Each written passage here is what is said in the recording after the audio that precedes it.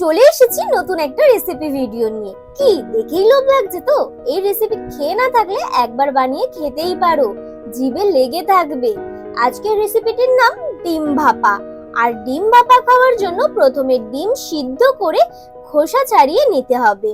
তারপরে পেঁয়াজ কুচি, টমেটো কুচি, কাঁচা লঙ্কা কড়াইয়ে তেল গরম করে ভেজে নিতে হবে। দেখতেই পাচ্ছ প্রথমে কিন্তু কড়াইয়ে পেঁয়াজটা দিয়ে একটু হালকা করে ভেজে নিয়ে দিয়ে দিল কাঁচা লঙ্কা। এবার এটাকেও একটু এই পেঁয়াজের সাথে ভেজে নিয়ে দিয়ে দেবে কিন্তু টমেটো। তারপরে সবগুলোকে একসাথে হালকা করে ভেজে নিতে হবে।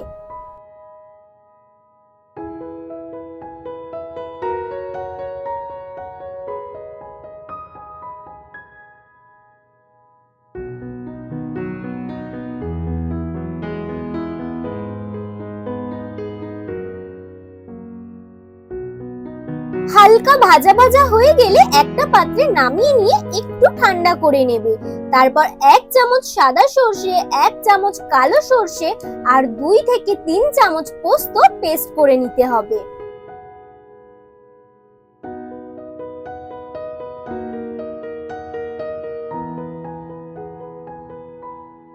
সর্ষে পোস্ত পেস্ট করা হয়ে গেলে টমেটো, পেঁয়াজ, কাঁচা লঙ্কাটাও ঠান্ডা হয়ে যাবে। দেন সেটাকেও পেস্ট করে নিতে হবে। তারপরে বাটিতে লেগে থাকা মশলাগুলো সামান্য জল দিয়ে ধুয়ে সমস্ত পেস্টগুলো একসাথে মিশিয়ে নেবে। তারপর পরিমাপ মতো হলুদ গুঁড়ো, নুন দিয়ে সামান্য চিনি দিয়ে ভালো করে মশলাটাকে ফেটিয়ে নেবে।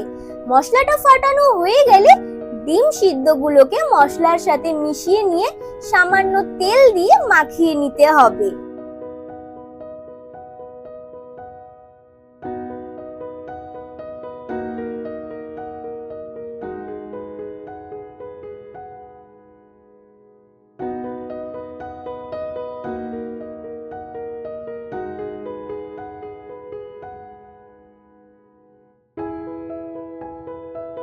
ডিমগুলো ফাটানো হয়ে গেলে একটা টিফিন কারিতে তুলে নিতে হবে। সমস্ত ডিম আর গ্রেভিগুলো টিফিন কারিতে তোলা হয়ে গেলে পাত্রের লেগে থাকা মশলাগুলো সামান্য জল দিয়ে ধুয়ে টিফিন কারির ওপরে দিয়ে দেবে।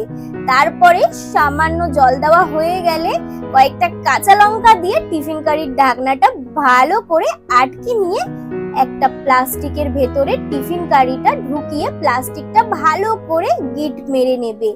তাহলে টিফিন কারিটার ভেতরে জল ঢোকার আর কোনো চান্স থাকবে না। ব্যাস, প্লাস্টিকে ঢুকিয়ে কড়াইয়ে জল দিয়ে জলের ওপর টিফিন কারিটা বসিয়ে লো ফ্লেমে ঢাকনা দিয়ে আধা ঘন্টা মতো ভাপিয়ে নিলেই কিন্তু রেডি হয়ে যাবে ডিম ভাপা।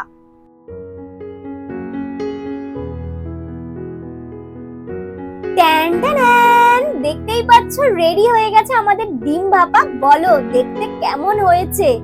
কি দারুন না? চলো এটা ঘেটে তোমাদেরকে দেখাই। গ্রেভিটা কি দারুন! এই গ্রেভিটা দিয়েই কিন্তু এক থালা ভাত খাওয়া হয়ে যাবে সামান্য গ্রেভি নিয়ে। যাই হোক, তো চলো দেখতেই পাচ্ছ আমাদের ডিম ভাপা রেডি। এবার চলো তোমাদেরকে একটু ভাতের সাথে খেয়ে বলি যে ডিম ভাপাটা কেমন হয়েছে। দেখতেই পাচ্ছ ভাত আর ডিম ভাপাটা নিয়ে নিয়েছি। গ্রেভিটা দেখেছো কতটা মাখা মাখা? এই গ্রেভিটা দিয়ে একটু করে ভাত মাখিয়ে নেবে, চাইলে পুরোটাও মাখাতে পারো। তো চলো, গ্রেভিটা দিয়ে মাখানো হয়ে গেছে। এবার একটু ডিম ভেঙে নিয়েছি, এবারে মুখে দিয়ে দেখা যাক।